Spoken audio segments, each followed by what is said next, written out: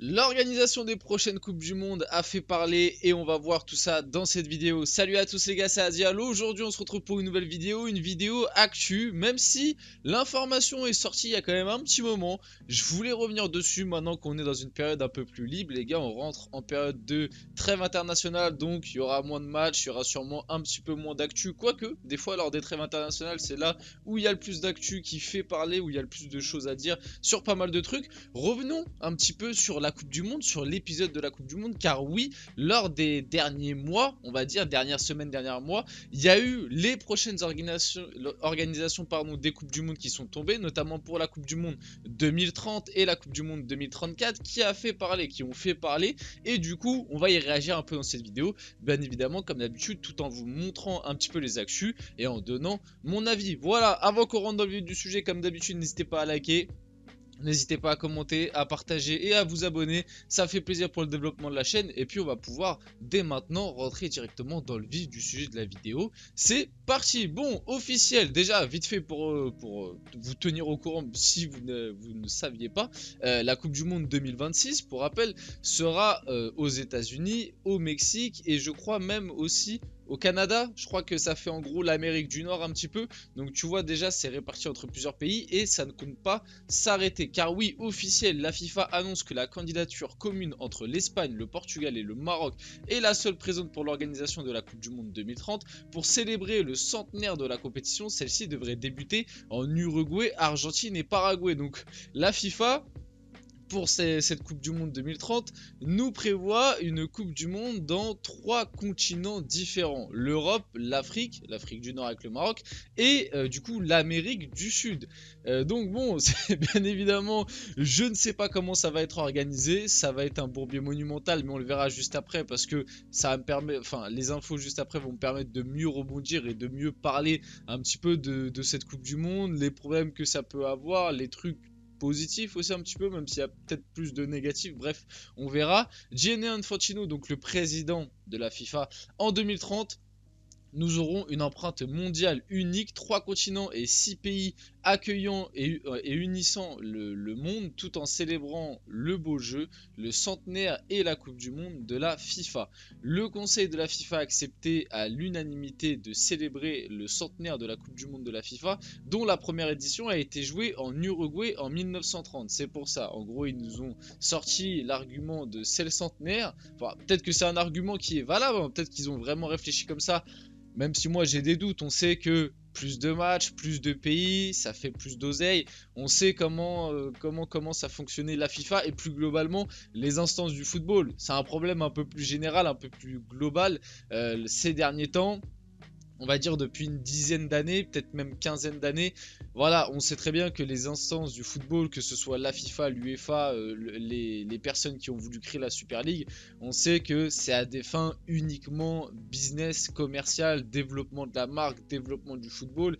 Et voilà, et des fois, le football en lui-même, qui reste quand même un sport populaire à la base, plus que d'autres sports, et on sait que l'essence du foot, le jeu, préserver la santé des joueurs, etc., ça passe au second plan. Donc bon, là pour cette Coupe du Monde 2030, ils nous ont sorti du coup l'argument de la première Coupe du Monde qui était il y a 100 ans, qui s'est disputée en Uruguay, et que du coup c'est pour ça que c'était bien de placer des matchs en Amérique du Sud pour respecter un petit peu la tradition. Bon, pourquoi pas, c'est un argument qui s'entend, même si certains, et bon peut-être que je suis un peu de cet avis, pense que c'est plus un argument pour faire passer la pilule plus qu'autre chose. Donc bon, en conséquence, une célébration aura lieu en Amérique du Sud et 3 pays d'Amérique du Sud organiseront chacun un match de la Coupe du Monde de la FIFA 2030.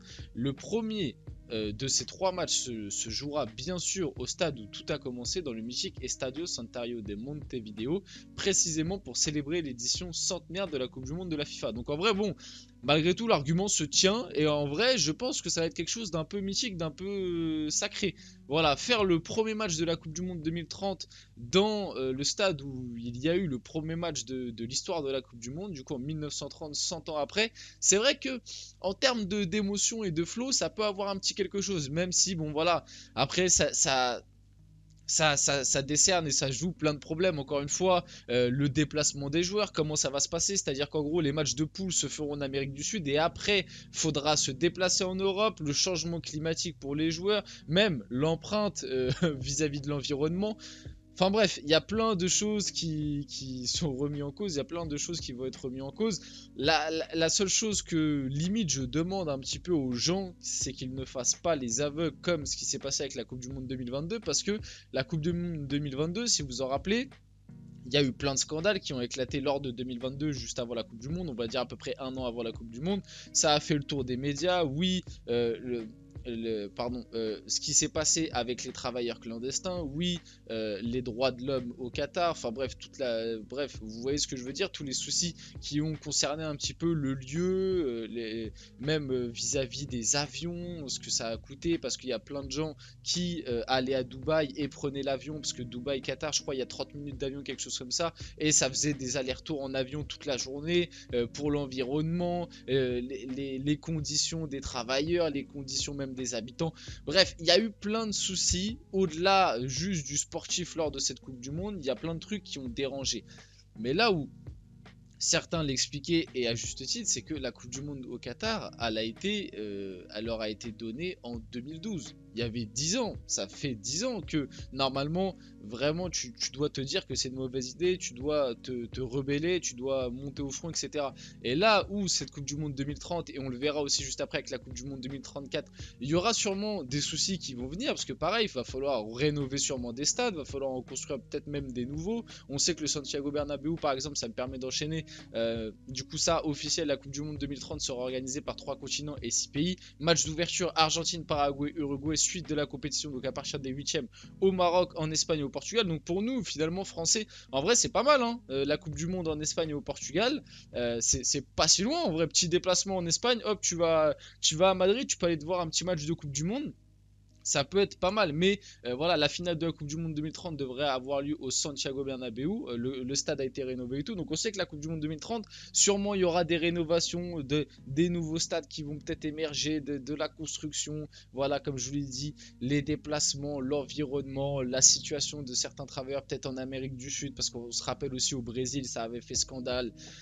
Voilà, tout ça, c'est un souci dont il faut parler maintenant. Faut pas se réveiller au dernier moment, arriver en 2030, janvier 2030 et dire ah oui, mais vous vous rendez compte, il y a ci, il y a ça, il y a ci. Non, c'est maintenant. S'il y a des soucis, si il y a des gens qui ont des soucis avec l'organisation de cette Coupe du Monde, c'est sûr qu'il y en aura.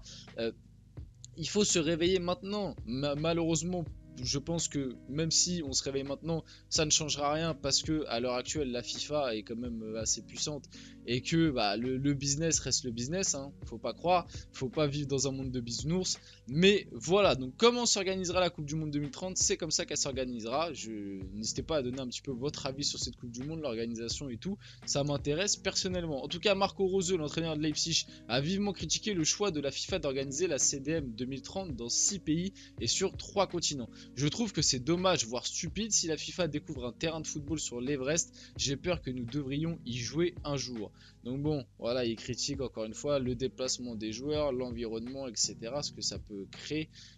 Voilà, encore une fois, les conditions ne sont peut-être pas au mieux. Après, voilà, la FIFA, l'argument qu'utilise la FIFA, en vrai, il n'est pas débile, hein, de dire, bon, bah, voilà, la Coupe du Monde, ça a commencé en Amérique du Sud, plus précisément en Uruguay. Pour les 100 ans de la Coupe du Monde, on veut faire un hommage en disputant le début de la compétition en Amérique du Sud, en Uruguay, etc. Et après la suite en Europe, là où c'était prévu, enfin en Europe et en Afrique du Nord, au Maroc. Voilà, Espagne, Portugal et Maroc. Et puis voilà, pour célébrer un petit peu les 100 ans de la Coupe du Monde et tout. L'argument en vrai se tient, honnêtement. Après, on sait que voilà, il y a des fins un petit peu plus business, on va dire. Bon, ensuite, on enchaîne. Officiel, l'Arabie Saoudite annonce sa candidature pour l'organisation de la Coupe du Monde 2034. Point de règlement important, et c'est avec ce règlement-là qu'on s'est dit que bon, l'Arabie Saoudite allait avoir cette Coupe du Monde 2034. La CDM 2030 ayant lieu sur les 3 continents américains, sur le continent américain, pardon, européen et africain, l'édition 2034 ne pourra se tenir que en Asie ou en Océanie. Selon les règles règles de la FIFA, un continent ne peut pas accueillir 2 Coupes du Monde consécutives. Ce choix de la FIFA pour l'édition 2030 ouvre donc la voie à l'Arabie Saoudite pour organiser l'édition suivante. Et c'est pour ça que je vous dis que peut-être cette fameuse Coupe du Monde 2030 avec l'argument oui, ça a commencé en Amérique du Sud, donc on veut rajouter l'Amérique du Sud automatiquement, l'Uruguay et tout. Peut-être que finalement c'est à des fins bien plus loin dont au début on n'imaginait pas, et qu'en fait c'était pour laisser la voie libre à l'Arabie Saoudite pour la Coupe du Monde 2034. C'est même peut-être un argument de plus pour dire que leur justification, voilà, leur justification pour fêter les 100 ans et tout, ça va être beau. En vrai, je pense que ça va bien rendre, mais voilà, on sait que derrière il y a des fins un peu plus, un peu plus portées sur le business. Gianni Infantino, président de la FIFA, rêve d'une Coupe du Monde en Arabie Saoudite en 2034. L'Arabie Saoudite devrait accueillir la Coupe du Monde 2034. L'Australie vient d'annoncer qu'elle renonce à l'organisation de la compétition. Pareil, truc un peu bizarre, l'Australie a d'un seul coup renoncé à l'organisation de la Coupe du Monde 2034, ça se jouait entre les deux, entre l'Arabie Saoudite et l'Australie, et l'Australie a d'un seul coup renoncé pour se présenter pour la Coupe du Monde 2038. Alors peut-être que finalement du côté de l'Australie on s'est dit que ça allait être short, que la concurrence avec l'Arabie Saoudite allait être compliquée, du coup ils ont retiré, je pense même que c'est ce qui s'est passé honnêtement, et du coup ils ont retiré leur annonce pour se positionner plus pour la Coupe du Monde 2038 parce qu'ils allaient avoir un peu plus de temps, peut-être un peu plus de moyens, un peu plus d'arguments pour mieux présenter leur candidature à la Coupe du Monde. En tout cas, du coup, nous avons étudié la possibilité de déposer une candidature pour accueillir la Coupe du Monde de la FIFA, et après avoir pris en compte tous les facteurs, nous avons décidé de ne pas faire la compétition organisée en 2034, communiqué de l'Australie. Pour rappel, les fédérations ont jusqu'à aujourd'hui pour transmettre leur dossier pour la Coupe du Monde 2034, et du coup, officiel, l'Arabie Saoudite est la seule nation en lice pour accueillir la Coupe du Monde 2034. Donc pareil, hein, là ça peut faire un petit peu les mêmes débats que lorsque le Qatar avait obtenu la Coupe du Monde.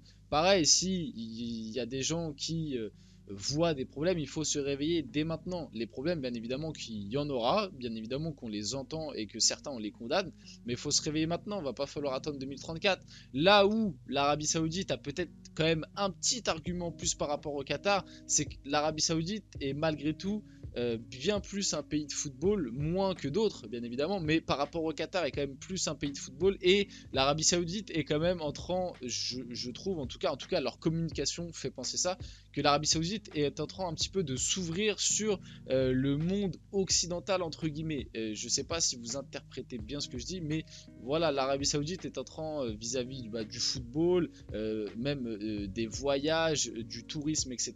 On sent que l'Arabie Saoudite veut entre guillemets faire venir un petit peu plus de gens sur le territoire, et du coup cette Coupe du Monde est aussi un accès supplémentaire, et puis on espère que ça se passera mieux en termes de voilà de construction, d'ouvriers, même de droits, etc. Ça se passera mieux en Arabie Saoudite qu'au Qatar, parce qu'il y a malgré tout il y avait des choses à dire là-dessus sur le Qatar. Donc bon, l'Arabie Saoudite à la Coupe du Monde 2034, est-ce que vous de votre côté vous êtes emballé? Est-ce que voilà, ce choix vous plaît? Moi personnellement, en vrai, faut pas faire les hypocrites non plus. En vrai, à chaque organisation de Coupe du Monde, dans n'importe quel pays, il y a toujours des choses à redire. En vrai, regardez en 2018, la Russie, quand on voit et quand on sait historiquement ce qui se passe sur le territoire de la Russie, voilà, même nous en France, on n'est pas parfait à des moments. Voilà, aucun pays de toute façon n'est parfait. Il y a toujours des choses à redire sur les droits, sur comment sont construites certaines choses, sur l'environnement, sur même la politique, etc. Il y a toujours des choses à redire sur n'importe quel pays. Maintenant, là où l'Arabie Saoudite, et comme je l'ai dit, je l'ai comparé un peu au Qatar, c'est peut-être pris un petit peu mieux, en tout cas à l'échelle purement sportive et footballistique, c'est que l'Arabie Saoudite est en train de vraiment conquérir le marché du foot, et globalement c'est quand même un pays bien plus footballistique que certains. L'Arabie Saoudite est quand même un pays qui a déjà fait la Coupe du Monde sans l'organiser, alors que tu vois le Qatar par exemple c'était leur première édition en tant que pays à la Coupe du Monde. Donc bon, voilà, en tout cas, c'est désormais officiel. Les pays hôtes du coup des prochaines éditions de la Coupe du Monde: 2026, Canada, États-Unis, Mexique; 2030, Espagne, Maroc, Portugal, Argentine, Paraguay et Uruguay. Du coup, il y aura un match dans ces trois pays-là. Et l'Arabie Saoudite en 2034. Du coup, officiel, l'Arabie Saoudite organisera la Coupe du Monde 2034. On finit la vidéo là-dessus. J'espère que la vidéo vous a plu. Comme ça, on a fait un petit point un petit peu sur toutes les prochaines Coupes du Monde. Si c'est le cas, n'hésitez pas à liker, commenter, partager et vous abonner. C'était Asia, et on se retrouve très prochainement pour une nouvelle vidéo.